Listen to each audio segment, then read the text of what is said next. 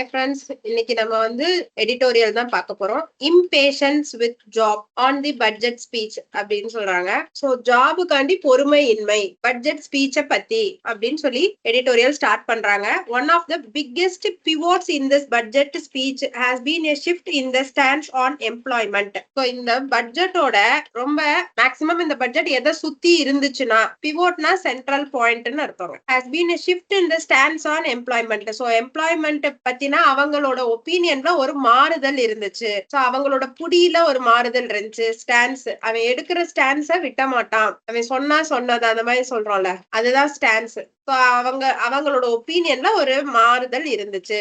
And the sharply higher frequency of mentions it received. So எத்தனை தடவை எம்ப்ளாய்மெண்ட்டை பத்தி பேசியிருக்காங்க? ஷார்ப்லி ஹையர், இருந்ததை விட கூட, பயங்கர கூட, திடீர்னு ஒரு கூட. சோ ஷார்ப்லி அப்படின்னா சடன் அர்த்தம், சடன் இன்க்ரீஸ். இப்ப பாத்தீங்கன்னா இது ஷார்ப் அப்படின்னு சொல்லுவோம். Employment was the central theme of the budget. So பட்ஜெட்டோட சென்ட்ரல் தீமே எம்ப்ளாய்மெண்டா தான் இருந்துச்சு. முடிஞ்சு போச்சு ஸ்பீச், அதனால was that placed the prime minister's package to facilitate jobs and skills on top of its list of soothing promises. So இந்த பட்ஜெட்டோட ஸ்பீச்லயே இந்த எம்ப்ளாய்மெண்ட்ன்றதா மேல இருந்துச்சு, டாப் ஆஃப் த பட்ஜெட்டா இருந்துச்சு.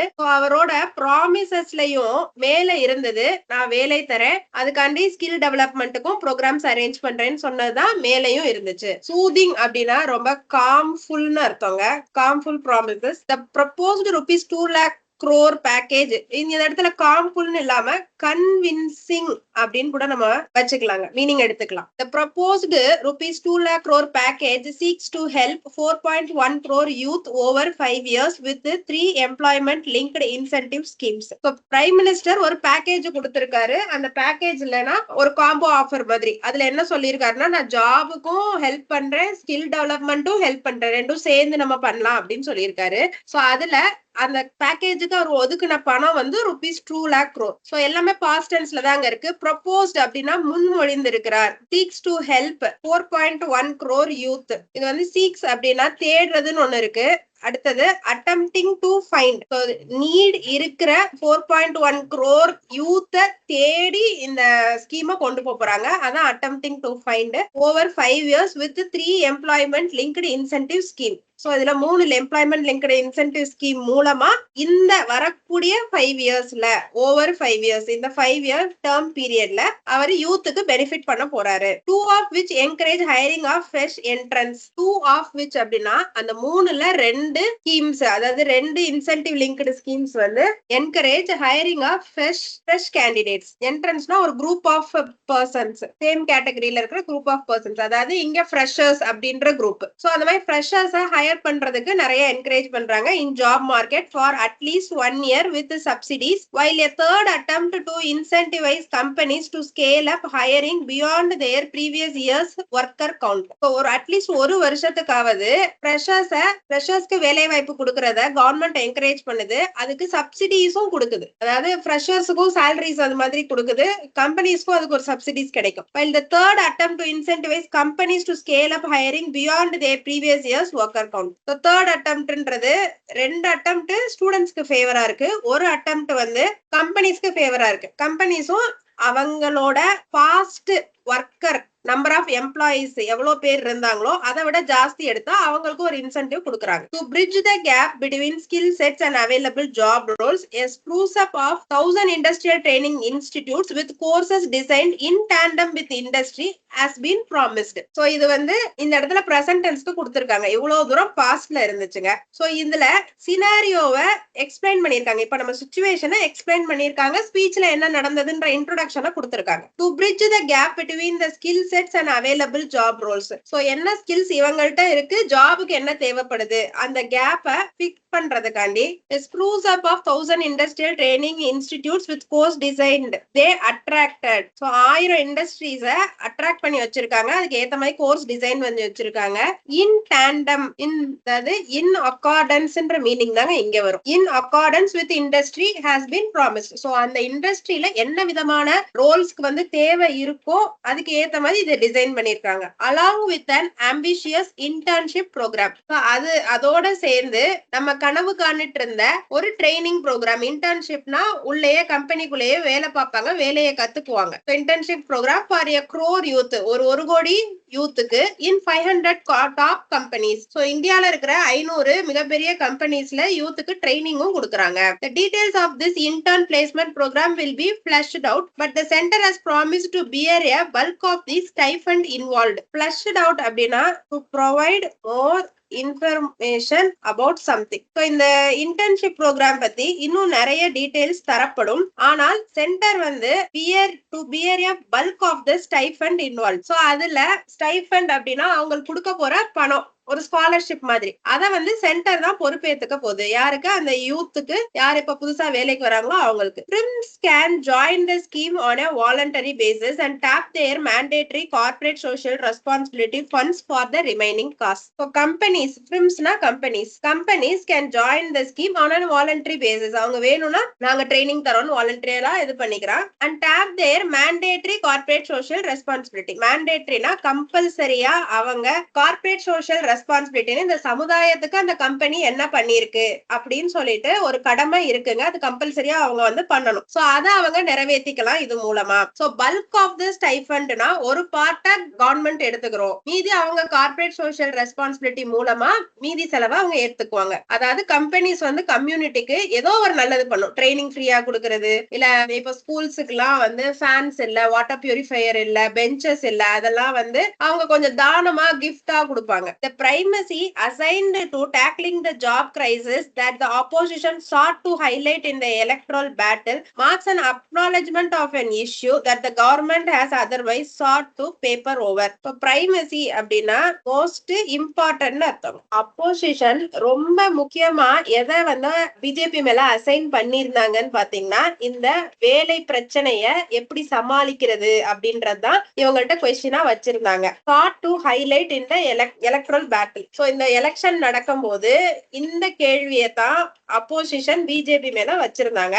இப்ப இந்த மாதிரி நடவடிக்கைகள் எல்லாம் மார்க்ஸ் ஒரு தடயம் பதிக்குது. Marks and acknowledgement. சோ வவ்வல்ங்க, வவ்வல் சவுண்ட், அதனால அண்ட் வந்திருக்கு article. And acknowledgement of an issue that the government has otherwise sought to paper over. So இந்த இஷ்யூவை அப்போசிஷன் வெளில கொண்டு வரலனா கவர்மெண்ட் இத அப்படியே மறைச்சிருக்கிறதுக்கு வாய்ப்பு இருக்கு. பேப்பர் ஓவர் அப்படின்னா to hide and unpleasant situation. So இது வந்து அவங்களுக்கு, அதாவது எலெக்ஷன் ஓட்டு கேட்கும் போது ரூலிங் பார்ட்டிக்கு இது வந்து ஒரு நல்ல பாயிண்ட் இல்ல. அவங்க சொல்றதுக்கு வேலை பிரச்சனைய நாங்க கையாளல அப்படின்னு சொன்னா அது நல்ல விஷயமா இருக்காது இல்லையா? சோ அதை அப்படியே அவங்க மூடி மறைச்சிருப்பாங்க. அப்போசிஷன் சொல்ல போய் தான் அதுக்கு இவங்க ஸ்டெப்ஸ் எடுத்தாங்க அப்படின்னு சொல்றாங்க. To be clear, critics of jobless growth are not unique to this government. So நம்ம ரொம்ப தெளிவா சொல்லணும்னா கிரிட்டிக்ஸ் அப்படின்னா நெகட்டிவ் கமெண்ட்ஸ் அர்த்தம். Negative comments of jobless growth, so வேலையின்மையோட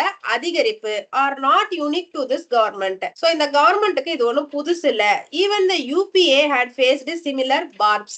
so even நம்ம காங்கிரஸ் இருந்ததுல அவங்களும் இதே மாதிரியான பார்ப்ஸ்னா குற்றச்சாட்டு இல்லைன்னா கை காட்டுதல்னு வச்சுக்கோங்களேன், பாயிண்டிங், இதே மாதிரி பழி அவங்களுக்கும் வந்திருக்குன்னு சொல்றாங்க. அவங்களையும் இந்த மாதிரி சுட்டி காட்டியிருக்காங்க. அவங்க பீரியட்லயும் இந்த பிரச்சனை இருந்துச்சு. So part of the problem has been investors' preference for capital intensive investments. So இதுல ப்ராப்ளமோட ஒரு பார்ட் வந்து என்னன்னா இன்வெஸ்டரோட ப்ரிஃபரன்ஸ், இன்வெஸ்டரோட ஒப்பீனியனா தான் இருந்திருக்கு. ஃபார் கேபிட்டல் இன்டென்சிவ் இன்வெஸ்ட்மெண்ட்ஸ், நிறைய கேபிட்டல் போடுற மாதிரியான investments. Not in the least because India's labour laws are yet to catch up with the rest of their liberalized economy, acting as a disincentive against creating larger units with more hands on deck. So நம்ம labour லாஸும் அவ்வளோ நல்லா இல்ல, இன்னும் வந்து அது update ஆகணும். வேர்ல்டுல இருக்கிற மித்த லிபரலைஸ்டு எக்கானமிஸோட நம்ம இன்னும் மேட்ச் அப் ஆகல. அவங்க லெவலுக்கு நம்ம லாஸ் எல்லாம் அவ்வளோ இல்ல.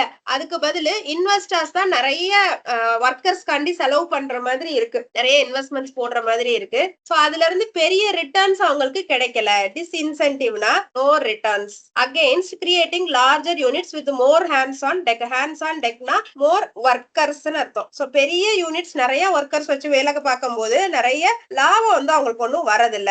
The distress in recent years has perhaps been more acute as the informal sector that accounts for a bulk of India's jobs also took a hit from successive shocks such as demonetization, the GST rollout and COVID-19 pandemic lockdowns. So இதுல என்ன சொல்லியிருக்காங்க, the distress அப்படின்னா கவலை, the கவலை in recent years has perhaps been more acute. So recent yearsல இந்த கவலை வந்து இப்ப ரொம்ப சிவியர் ஆயிடுச்சு. more acuteனா சிவியர் ஆயிடுச்சு. as the informal sector that accounts for a bulk of India's jobs. So informal sector தான் நம்ம இந்தியாவோட மேஜர் ஜாப் கிவரா இருந்திருக்கு.